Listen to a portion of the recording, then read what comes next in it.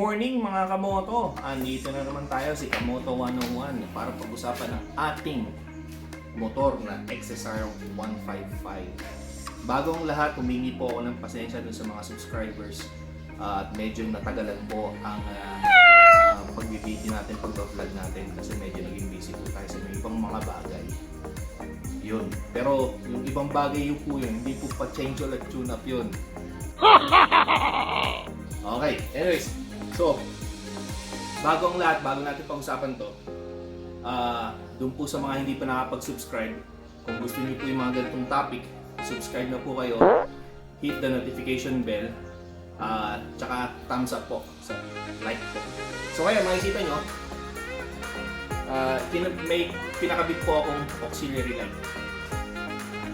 Hindi lang po ito display or parang nakikiusok.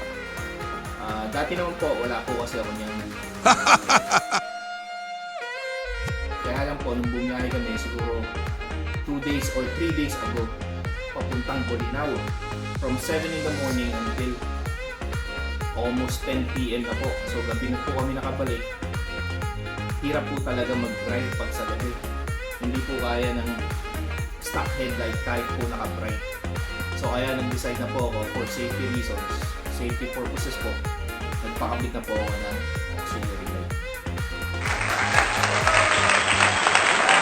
Ngayon, papakita po natin sa video na to kung paano po ikinabit yung auxiliary light. Hindi po basta-basta magpapakabit. Lalo na po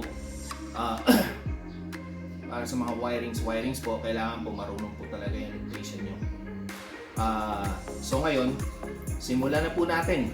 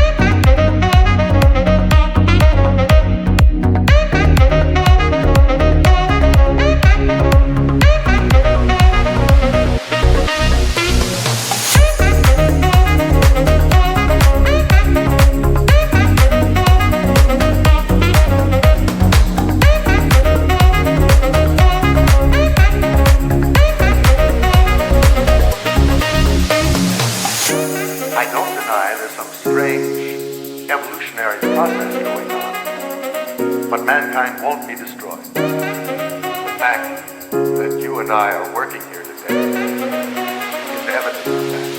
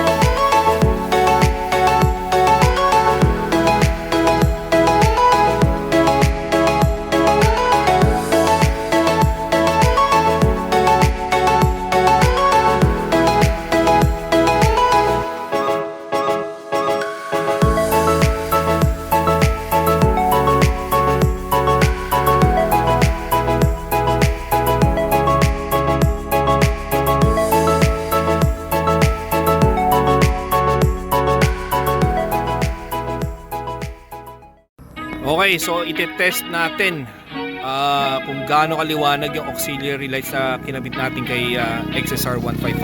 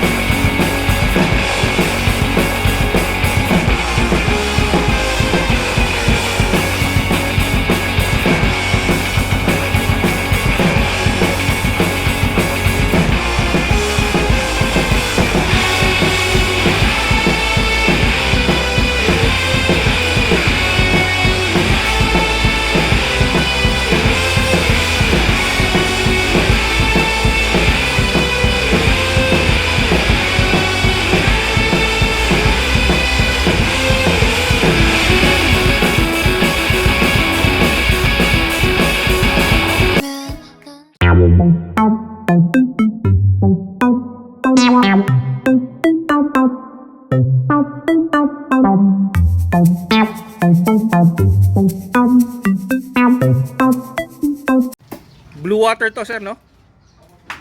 Blue water. Ewan ko ba't pinangalan ng blue water. Baka pag nalubog tayo sa baha, magiging blue.